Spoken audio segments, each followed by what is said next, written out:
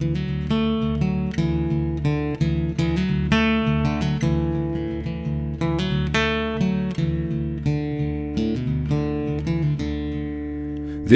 is the Storied Outdoors, a podcast somewhere between Lewis and Tolkien and Lewis and Clark, finding clarity in the stories we tell and the adventures that shape us.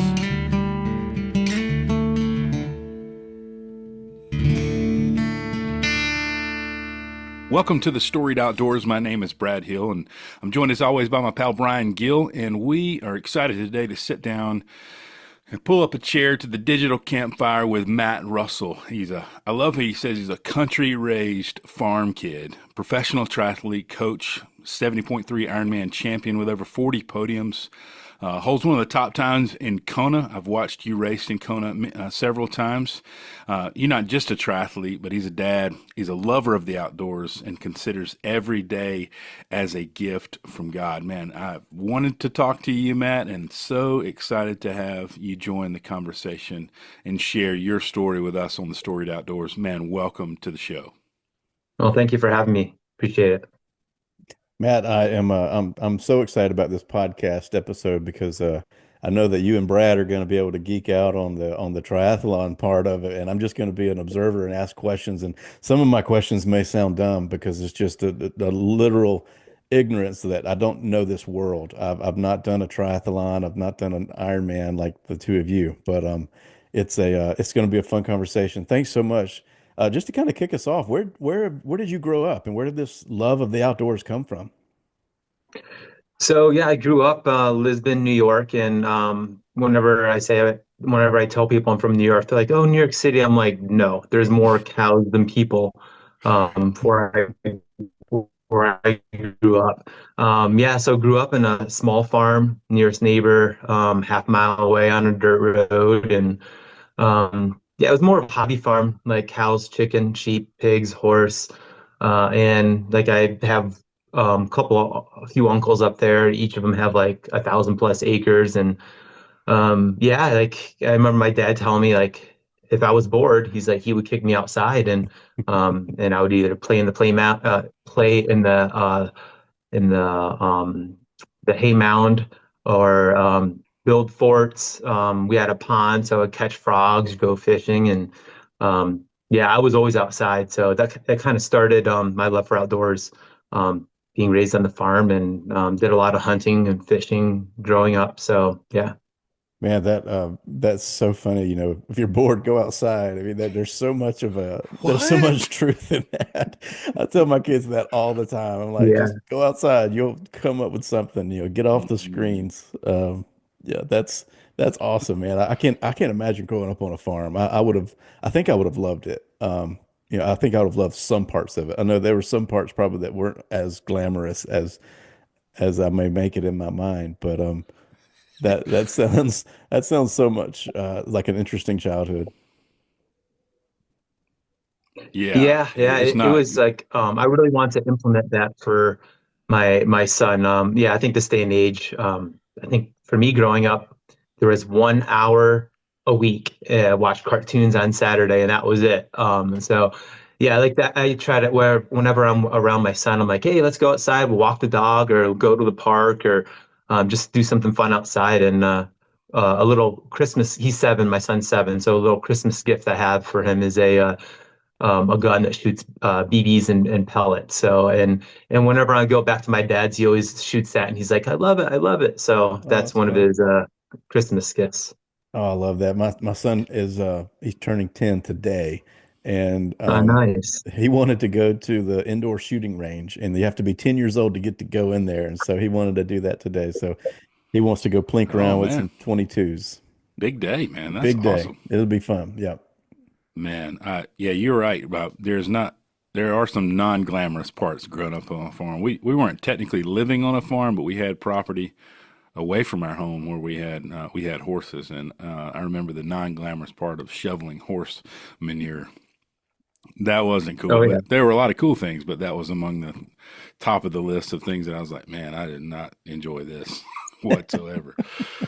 Oh man. Yeah, for sure. I mean, yeah, I remember shoveling cow. Yeah, throw in the wheelbarrow and wheel it up and dump it. And it's, it's if that's what you're raised with, you don't think about it. It's, yeah, maybe not the most glamorous part, but I mean, growing up on a farm, you have tons of responsibilities, and I mean, it also taught me a lot of family work ethic Oh, too. absolutely. And yeah, like I remember, yeah, I remember every summer when we take the hay off the fields, the whole family, like my mom, my dad, my sister, we would all pitch in together and throw the hay in the hay mound. So. No fun. Man, there are a lot of miles between the farm life in New York State to the shores of Kona, Hawaii, and triathlon. Where did the drive to become an Ironman begin for you?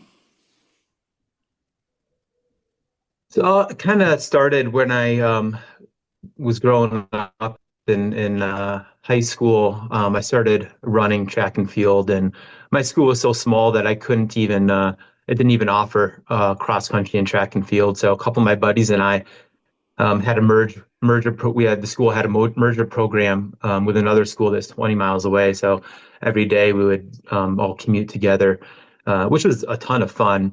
And so like that's the single sport that kind of introduced me a little bit. And then also when I was in high school, would volunteer Ironman Lake Placid, which was Oh about yeah. 2 hours away. Yeah, 2 hours away. And yeah, that was back in gosh, 2002, 2003. Did it for 2, 3 years, and it was fun. We would just like all sleep in the van. I had like a conversion van, and wake up in the morning and just volunteer different stations, and then cheer people on to midnight. And I was like, this is awesome. Like I want to do this someday. Wow. And yeah, it didn't happen until later on. And for those who don't know what a triathlon, well, triathlon is a swim, bike, and run in that order. But the Ironman distance is like the hardest one-day event in the world. So you swim 2.4 miles, which the top guys will finish under an hour, and then you bike 112 miles, and the top guys will finish like low 4 hours, and then a marathon run, 26.2 miles, and that takes the top guys. I mean, now you're seeing sub 240. And yeah, it's a push. It's you're pushing and challenging your body. But I fell in love with it, and my first one was Ironman Lake Placid in 2010. Wow, that's awesome. Yeah, I was not exposed to, every now and then, like flipping channels, I think I would see the Kona Ironman on TV, and always around October. And then I remember, I think I was at a youth event where somebody showed the video about Team Hoyt. You remember those guys, Oh the yeah. father Oh yeah, son duo? Those yeah, guys they are would do Boston Marathon. Yeah. And legendary, and he had done Ironman, pulling and pushing his son. And I remember that being like one of the most inspirational things I had ever seen of a father and a son, and just that whole experience. And that was the first time I was exposed to Ironman. And then I met a guy. I was leading worship for World Changers. It was Kevin Hale. Brian, I don't know if you Yeah, ever I remember remember him. Yeah. Kevin Hale. Guy, he lives in Nashville. He was the first guy I'd ever met that had done Ironman. And he was the one that sort of planted the seed of like that was something that you could do, that I could do. And so, man, I love. I would love to have been younger and experienced going and volunteering. At an Ironman like that. I went and volunteered at Florida one year. The year before that, I did Ironman Florida, so 2014, and then I competed in 15. But what a great experience. And there's nothing quite like Ironman. I don't know. I've experienced a lot in life, but nothing quite like that event as a volunteer or as an athlete. There's something about the energy around that. What are some lessons from, I guess, from upbringing on a farm and that kind of upbringing that translated to like Ironman? You mentioned a work ethic, but is that something that you would say shaped you and molded you and prepared you for Ironman triathlon? yeah, for sure. The hard work ethic from yeah being on the farm. But I mean, the other thing is my dad, he still to this day heats his house with just wood and with a wood stove. And like so, yeah, every year, tons of work cutting wood. Um, so my dad owns 360 acres and throwing it in the back of the truck, and it's tough work doing that. I remember bringing one of my friends from um, high school to help out, and like just like the look on his face, he's like, this is hard.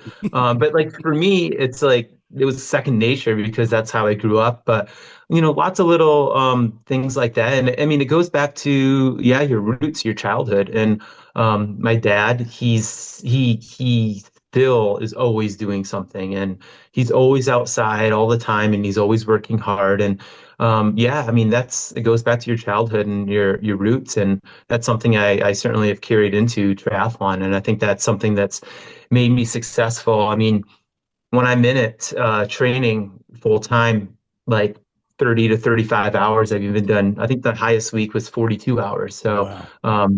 Gosh. yeah, it's just something you just have that grind. You either have it or you don't, and it comes within. Mm, Man, the amount of discipline that takes is so, I mean, I think you're right. I mean, I think you got it or you don't. I mean, it's in there. And some people may have it and they just don't ever channel it. But it really shows up whenever you're grinding out and competing at that level that you're competing in. Um, yeah, one thing that Brad mentioned in the intro was the line that says each day is a gift from God. If Yeah. you've had some experiences, you've had some some accidents and some things that not every day is a given. Is how has your perspective on this kind of shifted over the years, as looking at each day as a gift from God? Yeah. So to answer that question, I kind of have two answers. And it goes all the way back to, again, when in childhood, I lost my mother to ALS, Lou Gehrig's disease, when I was ah, 13, and she battled that for 5 years. mm, Um, and that was the first thing that like we never know Mm, what will happen. Like anyone could get cancer, anyone could get an illness, anyone like could be driving to work and a car could hit them, might not be their fault, and you just never know. So that's one thing. And then the second thing was back in 2017 when I was racing Ironman World Championships.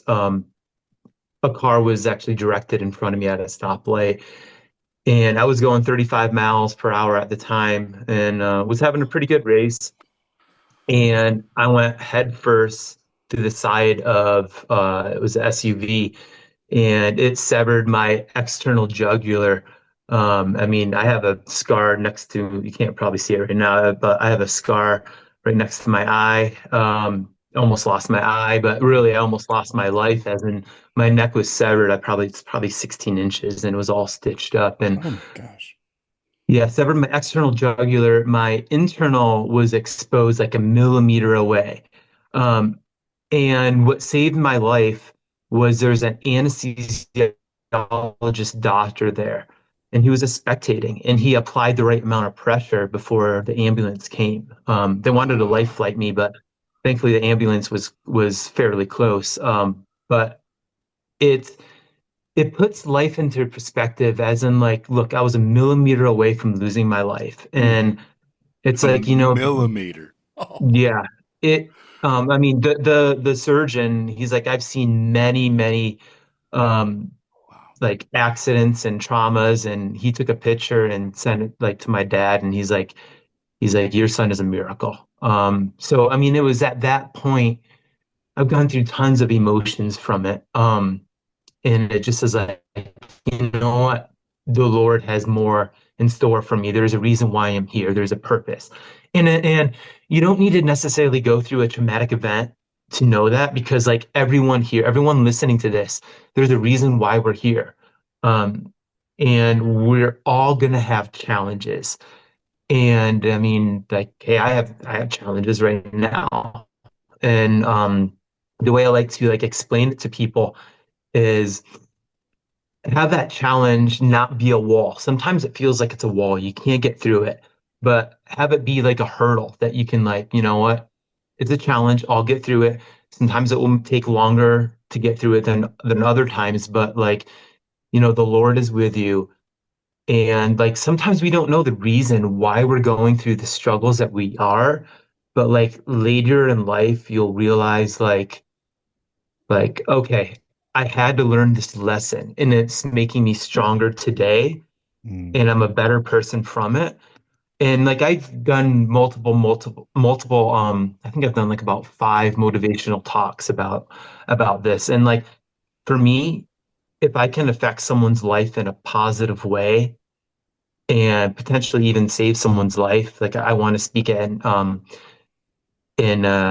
in high school because it's a very pivotal moment where you can kind of take the wrong route or the right route. Mm, And for me, if I can like help someone in a positive way, that's more impactful than winning any Ironman. mm. So I want to be an inspiration to others to make a positive impact. So that's one big reason why I'm here today. That like there's there's like goes back to like what the question you asked, the gift of life, and each day is a gift of life from God.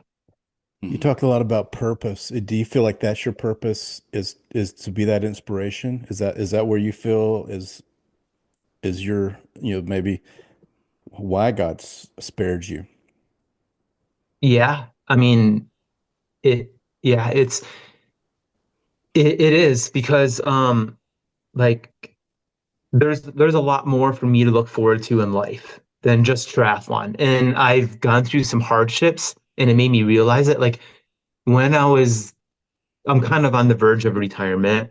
I still want to do some triathlons. There's other things that I'm looking forward to in life. Hmm. But if you want to be the best in the world, which I've competed at the top level, and whenever I would toe the line, there was a really good chance I'd be on the podium. Um, but yeah, there's so much more to life than triathlon. And like I said, if I wanted to be the best, I was so focused in it. And you have to be that way and have to be passionate about it. But um, yeah, I'm passionate about so many other things now and looking forward to life in the future. And like, I mean, one thing is like a lot of people deal with depression. Like Michael Phelps, when he retired, he admitted himself to like a psychiatric center because he was dealing with depression. Mm, Mhm. Um, and like, it's so much more like you have to sacrifice yourself almost to like the Lord and be like, look, like I've been through some really tough challenges even this year.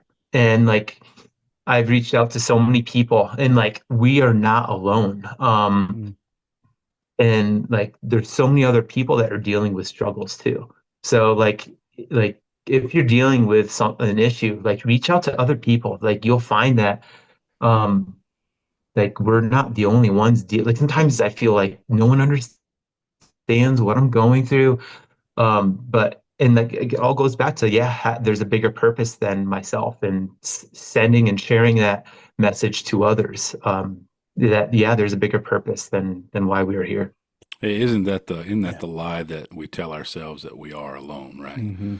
And I think that's why it was so powerful and sobering to see someone like Michael Phelps to have the courage to say, what he said and advocate for what he's been advocating for.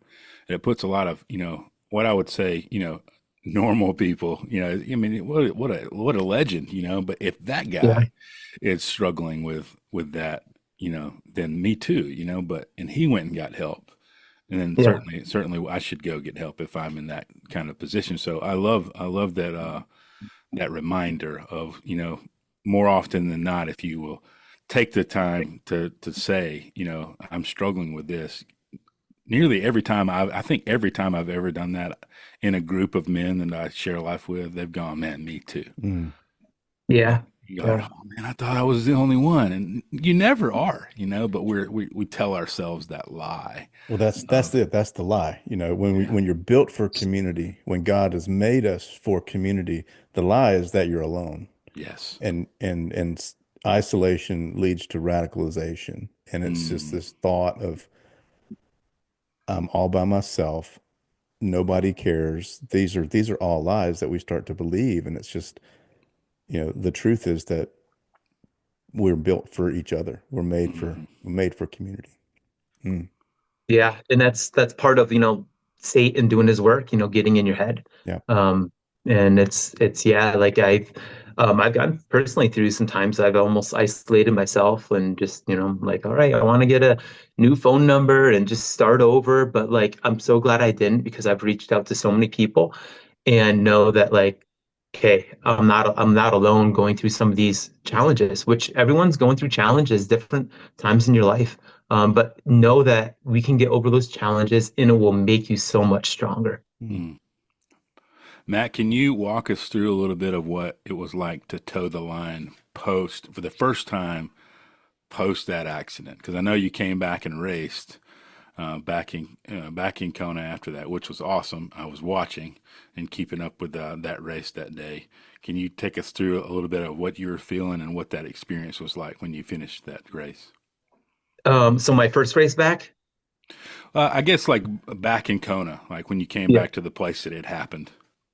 yeah. So my first race back, I was like, I wasn't sure if I was able going to be the same person because I had some issues like, in my neck was giving me pain, and it was the first time I ever walked in an Ironman, and that was Ironman Texas. Like, gosh, probably 6, 7 months later, and I'm just like, what, I'm not going to give up.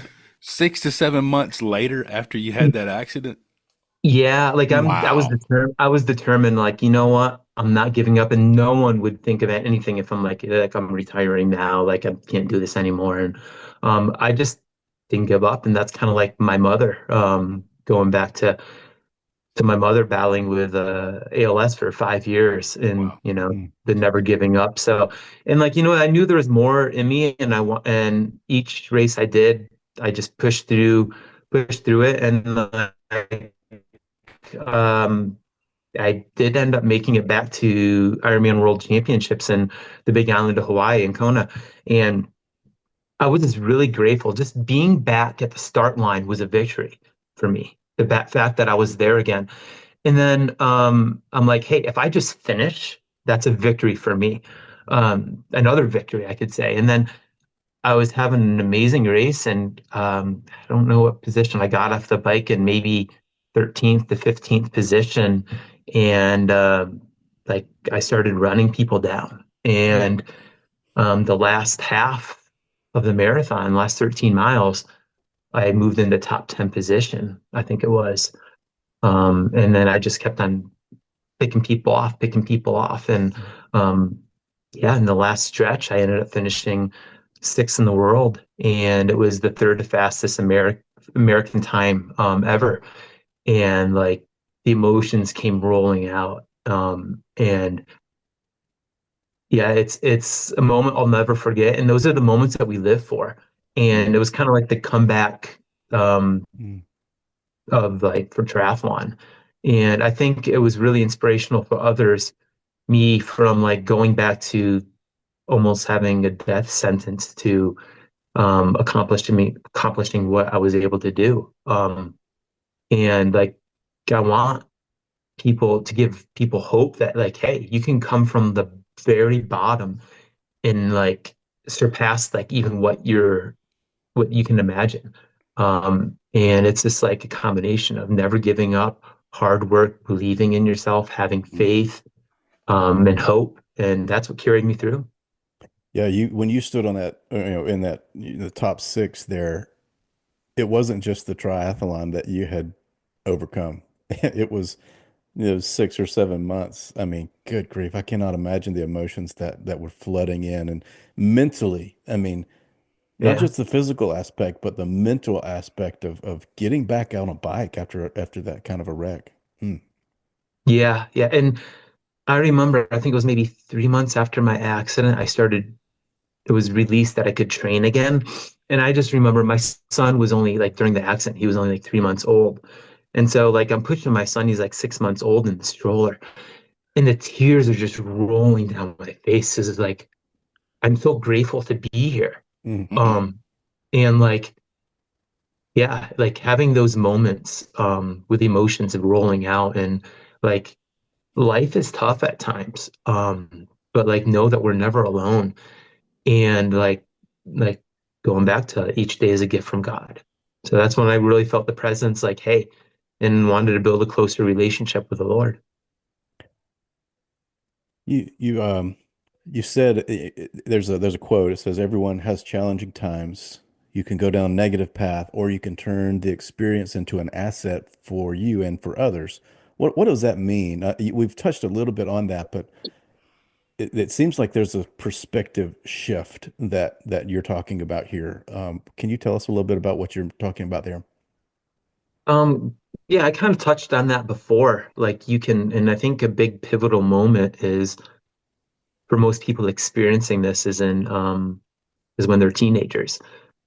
Because when you're growing up, it's not just the dynamics that personally you're going through, but also sometimes the things that are going through in your home Mm, or what you're facing with peers. And like it's like for me, I could have well, I lost my mom when I was an early teen, and I could have went down a bad path. mm, And I think with teenagers, that could be doing drugs, and seeing what their parents are doing, or having that outlet for me was running. Like I was doing sports, and I got into running when I was about 16, but it was sports, and it's like that pivotal moment. It's like you can go this way or that way, and you're on a teeter-totter.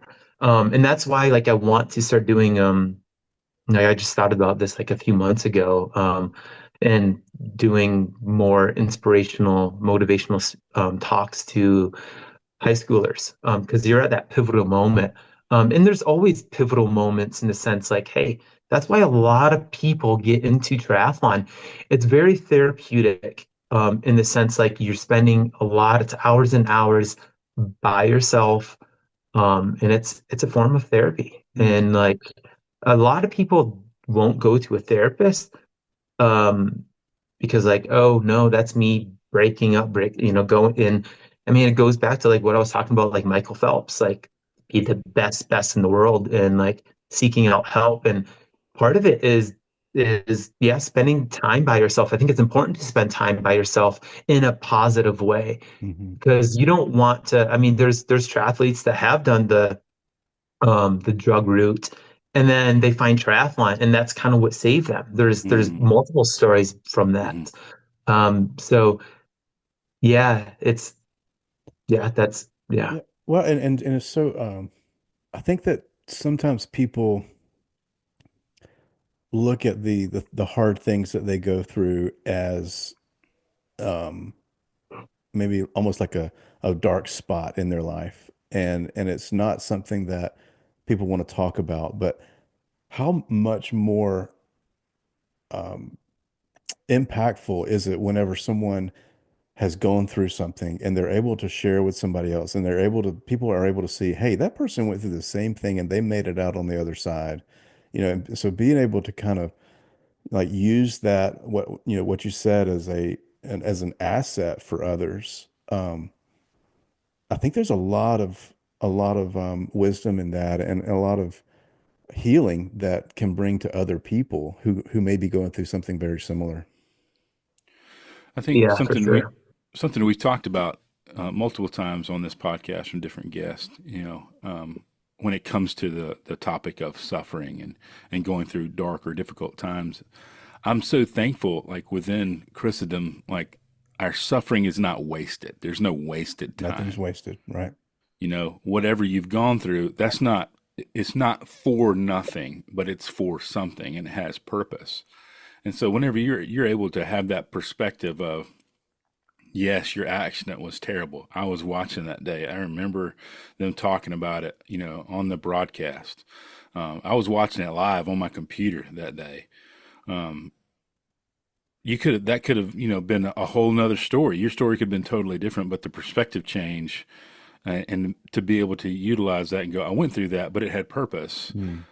for someone else who was on death's doorstep, and literally, like I thought the day, you came back and you've had the big finish after your wreck, I thought that is like the epitome of like Ironman's, their saying of anything's possible. Mhm. I'm like, man, literally like Matt Russell just embodied anything is possible about as good as anybody can do, outside of perhaps the people that, I've seen the inspirational stories of cancer survivors going out and doing, the Kona triathlon, like really living out this idea that, anything is possible.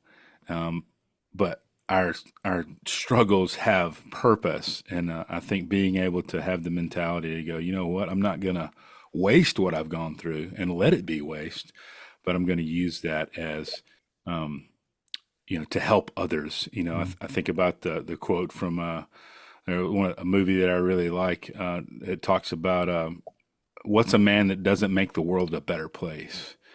And so looking at the things that you go through as this is not, the perspective of this is not, this is an opportunity. It's not an obstacle. It's an opportunity, right? Like always like have that in your head. Like this, Yeah. gosh, this was hard. This was awful. I hated to go through that, but it's an opportunity. Mhm. And keeping that in the forefront of our mind really changes our view of suffering.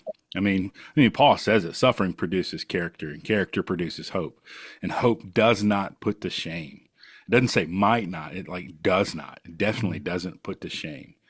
And so like it has purpose. And man, I've seen that, in your life and following, from a distance, through social media and through following Ironman. I've seen that really embodied about as good as you can, man. And so, man, thanks for sharing, that bit of your story. Yeah, of course. Hopefully can make an impact on others, especially, I mean, like I said, everyone is going through some kind of challenge at a certain time. And like another thing to think of, like, don't think success is linear. Mm, Oh, like you're gonna have setbacks. Like you'll take a step forward, then you have to take two steps back. And it's almost like with everything in life. So you don't see the hardships, and people don't like to talk about the hardships, but it's the hardships that if you can overcome them, that's what keeps you moving up in a forward trajectory. um, so it's yeah, keep moving forward. Like I always say, the three main things like have faith, hope, and keep believing. If you can do that and know that the hardships are going to make you stronger, that once you overcome it, you are going to be so much stronger. mm, And that applies in all aspects of life and in everything that you do. yeah. Matt, just to shift gears a little bit, what's the funniest thing you've ever seen like out on, that you remember out on like a triathlon course? Because the thing I love about Ironman is the guys like, pros and weekend warriors like myself are all sharing the same course. So what's one of the funniest things that you've ever seen out on course that you can really remember that made you laugh? Gosh, the funniest thing. Oh man. I think this day and age, um, it would be funny. So way back when triathlon started, like 40 years ago, like everyone raced in Speedos. And like, so if you see someone like racing a Speedo, like this day and age, you're gonna turn and be like, what the heck? Um, so it's like in like there's a couple of triathlons I want to do and like I might even be racing in the speedo because like someone will be like, what the heck are they do? Um so I might actually be that funny guy this year. But like I actually plan on diversing a little bit. Like I want to do gravel race. I've never done a gravel race. That looks so Mm, much fun. I want to do like a trail race. There's other things that I'm interested in, as in you guys probably haven't even heard it. It's big in Europe right now. It's called the High Rocks event, and you spell it Hyrox. And that's something I'm looking forward to do. It's another challenge, and that's what I love. I love challenges.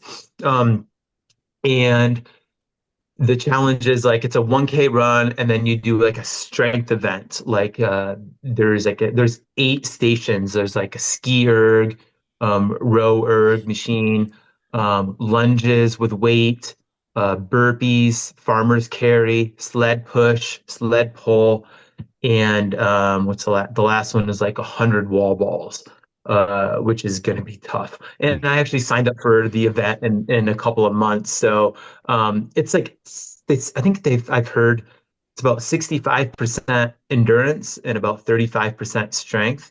And I'm kind of looking forward to new challenges, and like you need to do new challenges. And I mean, another thing that I'm getting into, like going back to my roots, is actually this week buying a bow. I shot my first deer with a bow and arrow when I was like 13, 14 years old.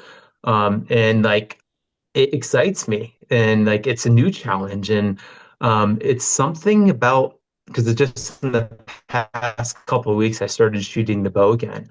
And it's again kind of goes back to like triathlon in a way of how it's kind of therapeutic, and it's a different type of challenge. And I want to go hunting again. And there's it's going back, like I said, going back to my roots. And I think it's important to diversify with different things like that you love. And like I love being outside. I want to spend more time outside, and um, integrating exercise as well. So those are kind of like my two passions, being outside and exercising. And I'll tell you what, sometimes it might be difficult to get out of the door, but when you come back, you're never going to regret it. You're going to like, hey, that was some days are going to be tougher than others.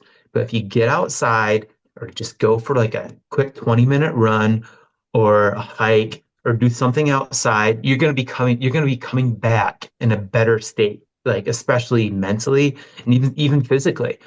So that's the one thing that I suggest too for others. Like so many people are spending more and more time inside with screens, whether it's TV, social media.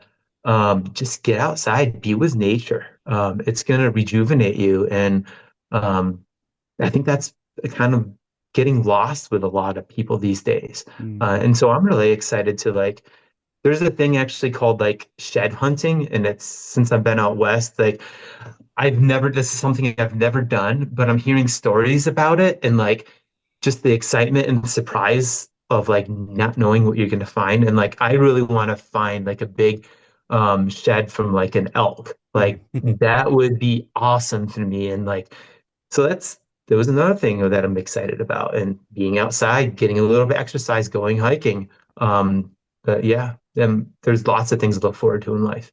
Those are things that not necessarily the high rocks, but the shed hunting and things like that outside is something that you can do with your son. It's something Yeah. that you can, when you're spending 35, 40 hours a week in training, I'm sure that it's kind of hard to balance that family time and time with your son and all the other activities that you want to do. And I think that, when you talk about there's other things that you're passionate about, to my mind, it doing those things with your family, doing those things with your son is what I would probably look forward to.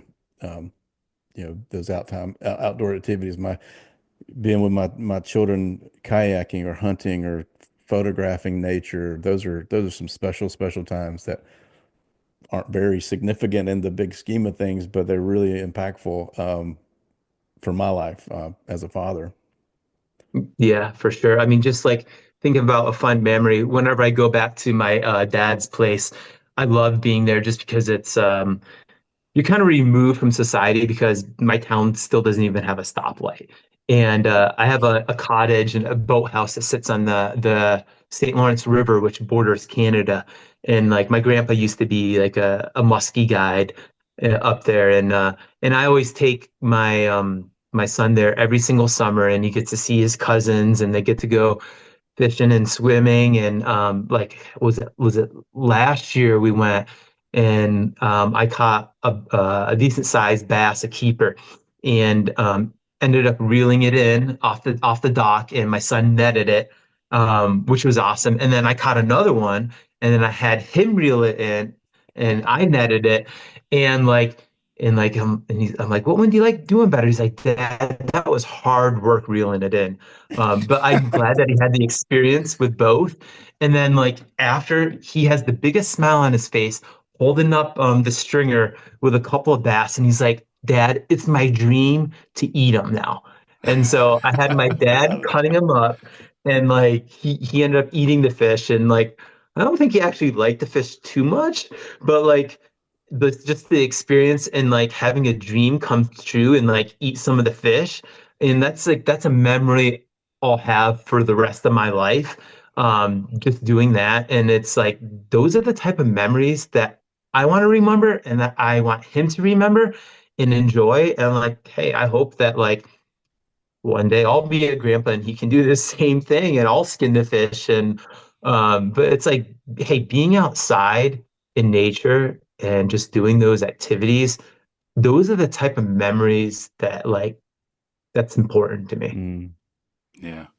Yeah. I was just yeah. telling my wife, my son and I had took a little trip this past weekend that was really fun. We went over to Jacksonville, Florida, and went to fish with a friend of ours, and it was a great trip and great conversations. And but we were getting back, and he was telling my wife about all the things that we did or whatever.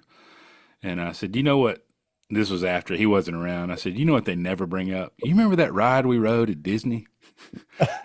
They don't ever bring that up. They No. don't. You remember when we did this at Disney or that Disney? They always bring up. Do you remember when we were at the Rockies Mm, and we saw this, or we were in the Smokies and it rained on us and we were caught in the fog, or whatever. They never bring up like Disney, which was way more expensive, by the way. oh yeah. Yeah. I mean, I had fun at Disney and all, but like it's a lot more money. I could spend the same amount of money and come out to Utah and go see some real stuff. But those are the memories that for some reason that connection and those experiences are so greater and deeper than something like a Disney, which maybe it's because it is fake and it is magical or whatever, but there's something about being connected to the real world, Mm, to be connected to a fish or to pick up an antler that was once connected to a giant creature like an elk and feel that Yeah. connection that's so much deeper. Does that make sense to you guys? Does that resonate with y'all? oh, 100%. Yeah. Yeah. I think it's good to do a little bit of a both. Like to do the Disney experience, but also do the trip. Like this early in the summer, took a trip to Wyoming. We drove up there and got a little cabin, and there was a little stream right next to it. And my son spent hours like making a little dam with the rocks and just having fun. And like so the beauty in Wyoming and just like I'll remember that trip for like the rest of my life, and my Mm, son had so much fun. And but I think it's important for every family to um make it a priority to do some vacations, and like getting outside your comfort zone at times, like going for a tough hike. And um, but I think doing something like Disney is good too. It's not quite my cup of tea. I'd rather be outside, but like I'm sure my son would like love Disney and like just having like memories. But like for me, yeah, being outside is like my cup of tea. And like yeah, so but yeah, I encourage everyone to get outside in the sense of like going on vacations. So those Yeah. those are 100%. the memories. Yeah, and Brad, it's so funny. My daughter was talking about she wanted to go back to Disney. I said, "Well, baby, what was your favorite thing about Disney? What was your big memory?" Uh-oh. And she said the gift shop. And I was like, "Oh man, okay, well, We we could have probably gone to do. downtown Disney for We that. could go downtown Disney for that." Yeah. But but you're right. Matt, I think you're so right. If at all possible, and I know that sometimes, big vacations are kind of a privilege at some level, but like making the memories, doing the things, we spend a lot of time at state parks and national parks, Mm, things that are Yeah, out there, so at your fingertips, and and we do camping in those places, and it's yeah, very low cost. yeah, You can rent gear. You don't have to even buy it in a lot of places. Getting out there, Brad, what you've said it so many times, it's not. Quality time doesn't exist. It's quantity time. It's the more times you do things, Yeah. it's the thing, those are the things that are going to turn into quality time. You can't go set out to do quality time. You can set out to do time and it turns into quality. Yeah. And you can just do like short day trips. Like Yeah, yeah. just like right down the road, it's like a 10-minute drive. My son loves like he like collecting ants, and like we're right next to like a little river, and like flushing out like um some mallards, and like just having that memory and just like seeing other bugs and just hiking around. And we spent, gosh, probably at least 2 hours there, and he just still wanted to collect ants and other bugs, and that's the fun stuff, right? Take him to the bike park, and I mean, you can do short trips, and I mean, for me, there's a place called Pine Valley. It's only a 45-minute drive, and every year I go up there with my son, and we'll just go camping in the tent and have a fire, and that's something short. So just doing short trips that are close are memorable. Yeah, that's cool.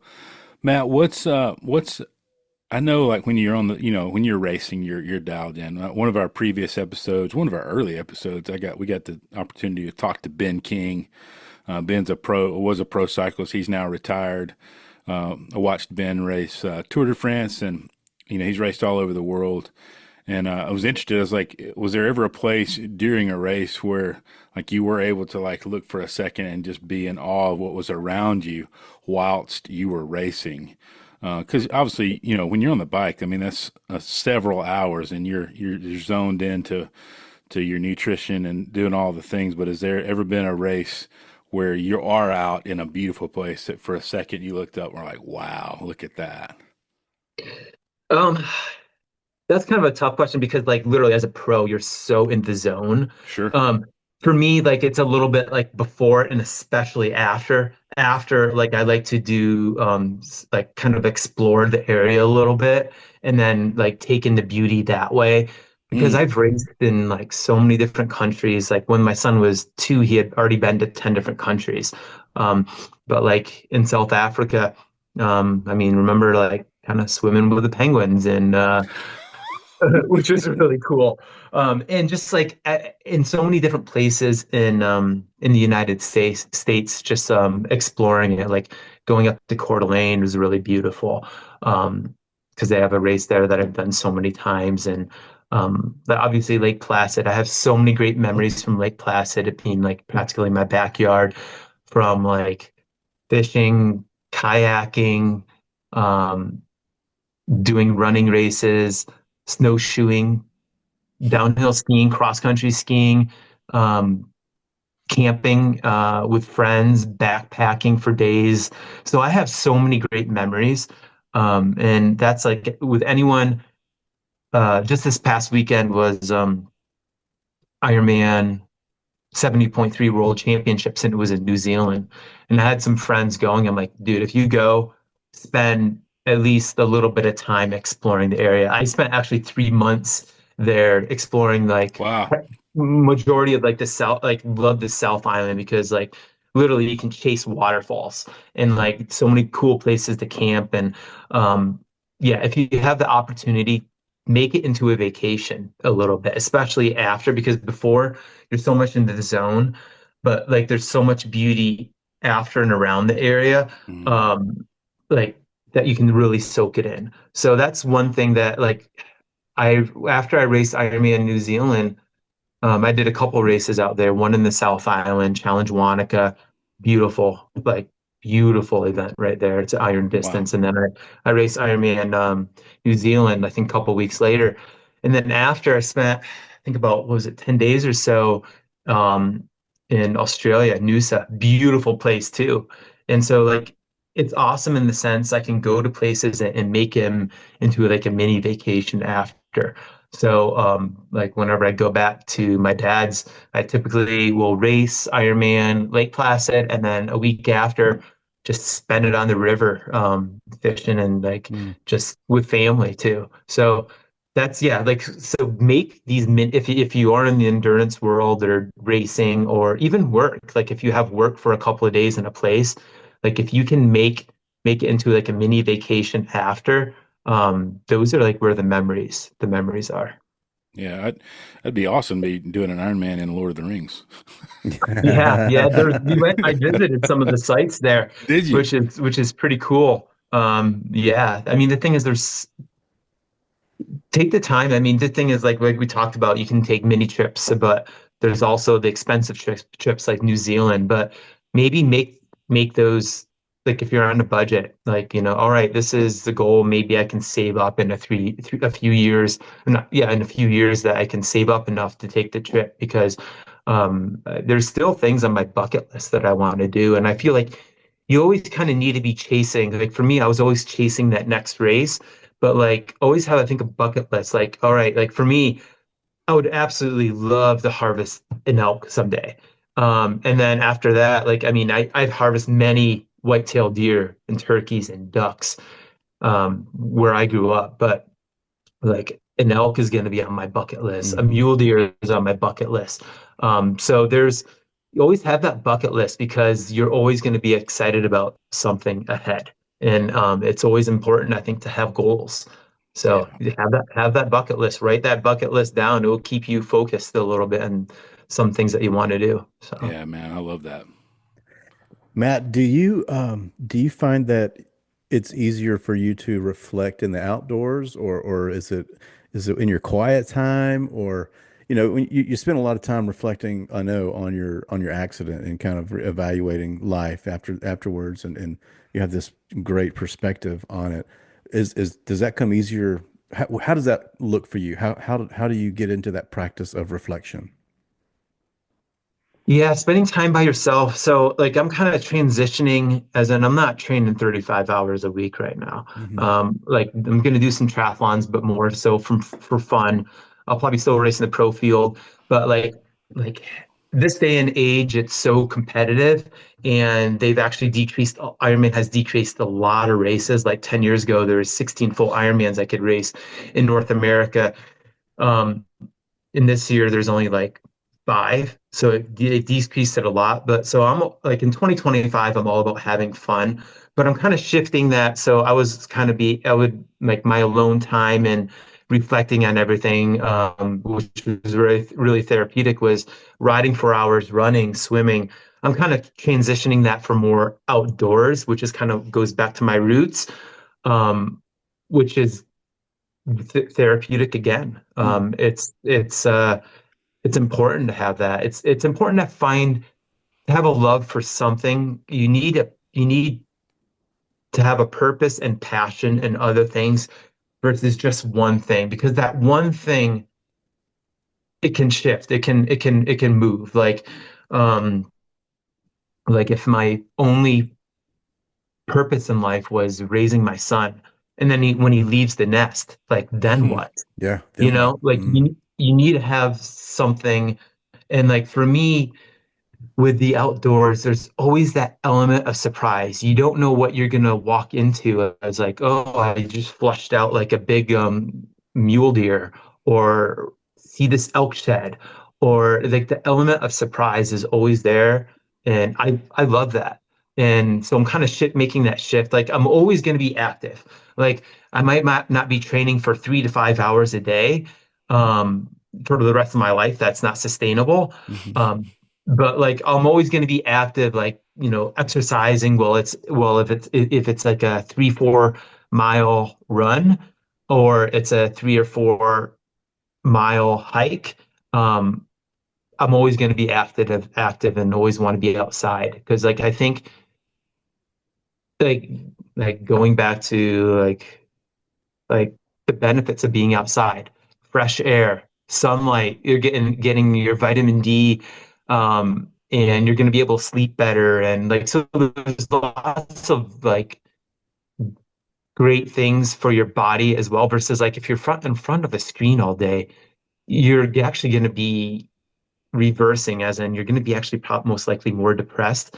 For Mm. me, if I'm inside, like I don't feel like I had a quality day versus like being outside, Yeah. and I come back like exhausted. It's like, hey, today was a great day. It was a win today. Yeah. And like I think every day is an opportunity for a win. You're gonna have days that, like, it wasn't necessarily the best day, but the great thing is we have the opportunity every single day you wake up for a little bit of a win. And I think that's what we're at.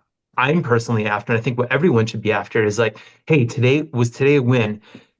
Awesome it was. Or if it wasn't, like, hey, we have the opportunity. The big word is the opportunity.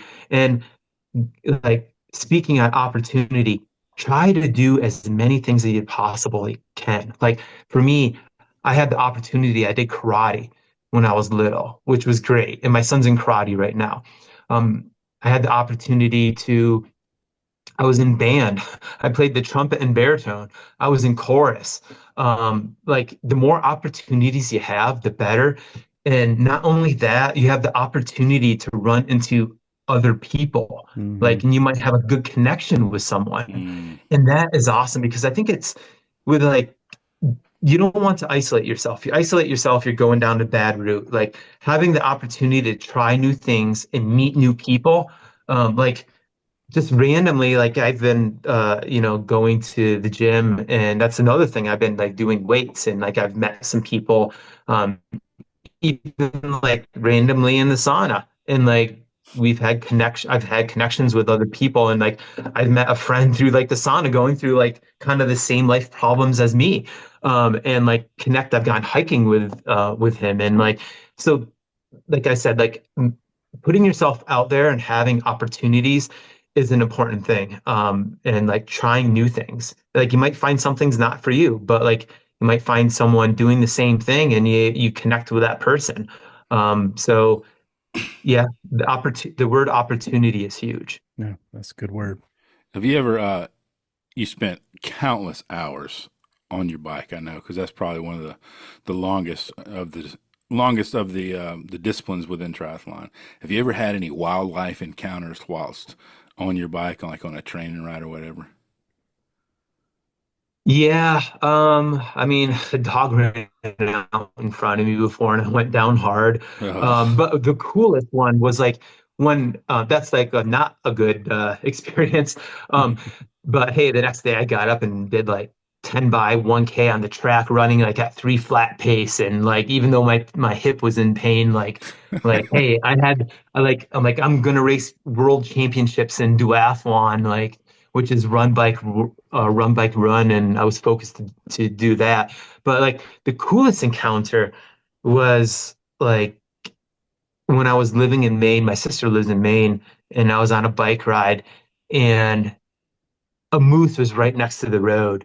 And like the things they're huge, they're Those things huge, are and like enormous.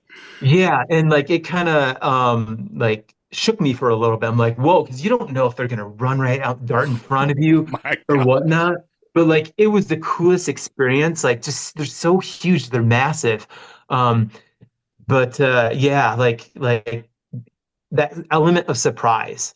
Mm. And like here's going back on a great memory when I was like, I think I was 15 or 16. I went caribou hunting with my dad up in northern Canada with my cousin, which is the same age as me, and my uncle. And this is something I'll never forget. Like we thankfully was able to harvest a couple of caribou. But like that experience is something I'll never forget.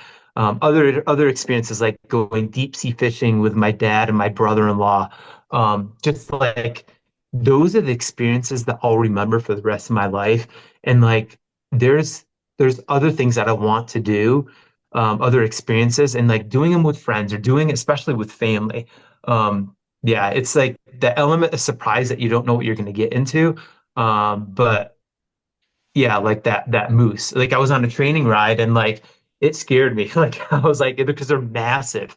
Um, but yeah, I think like moving forward, um, getting outside, having the element of surprise, doing things with friends and family, having the opportunity, like speaking with others because you're not alone when you're going through these challenges. These challenges aren't brick walls. Make them hurdles. Mm. Like and going back to having a purpose, each day is a gift from God. Mm. Um, yeah, so it's, Yeah. I mean, I'm grateful for the things that I've had in my life, and like I'm excited about my future ahead, no matter like what happens. And so Well, that's, the all of what you just said is so inspirational, and I'm so glad that you've been given this platform to share that with so many people, and whatever next looks like. And that kind of leads us to our last question we like to ask our guests is, what is your next adventure?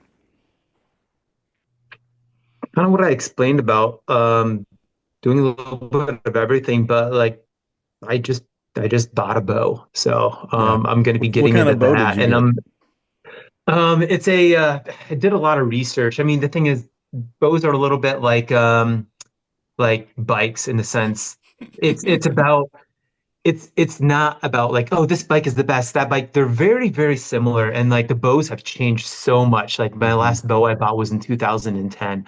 And I have some buddies like telling me like, look, like they've changed so much. And like one's a pro, an ex-pro triathlete, and he bow hunts, and he's like, dude, you gotta check out the new bows. They're carbon fiber, and like the technology has changed so much.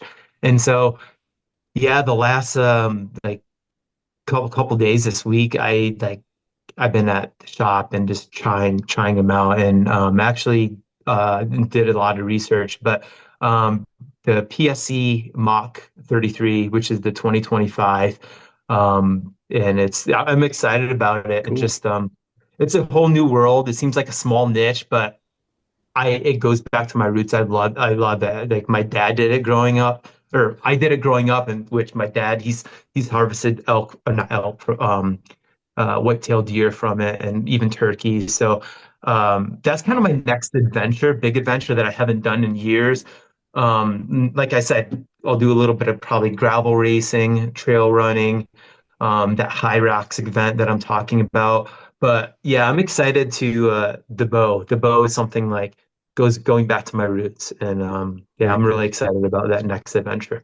Man, well, That's awesome. thank you so much for sharing it, and all of the things that we've talked about today. I'm just so glad to get to meet you and share these conversations with our listeners. Yeah, and thanks for having me. I'm grateful to have the opportunity, and hopefully I can inspire others to, get outside and enjoy everything that life has to offer. Yeah. Well, man, what a great things for us to great conversation to reflect on. Is one of the things that we drive and drive and drive is like this. Reflecting on the stories that the adventures that we've had, and the stories, and all these things are shaping us and are preparing us for what's next. And man, you embody that, and thank you so much for taking time to share your story and your adventures with us, man. The idea of you said it a while ago, and it was such a great line that these aren't walls, they're hurdles. Hmm. And man, I'll probably hold on to that one for a while. Is Hmm. anytime you approach a wall, it's not a wall. To treat it as a hurdle, and it's possible to get over it, and to move on and to continue pressing on. And I'm sure there are a lot of people that will be listening to this that could be right in the midst of a dark place, and right in the midst of facing what seems to be a wall, but that they would be reminded that's a hurdle, and it's making them stronger, and that their suffering is not wasted. But whatever they're going through is preparing them, is shaping them, is molding them, and Yeah. forging them into the people that ultimately God wants them to be and desires them to be. And it has purpose. And so, man, I'm thankful for that reminder for myself today as I go through my day to day. And I'm thankful to be able to finally meet you and geek out just a little bit on Ironman. It's been I'm not doing anymore. I think I'm done doing Ironman. I think Brian was my teammate at Ironman Chattanooga, and he was there cheering me on. It was so much fun. And I was able to finish, and I made a deal with myself that would be it for me if I finished, and so I did, and so I'm done. I'm retired. But Yeah. it was a lot of fun. But man, we hope this conversation inspires people, like you said. Yeah.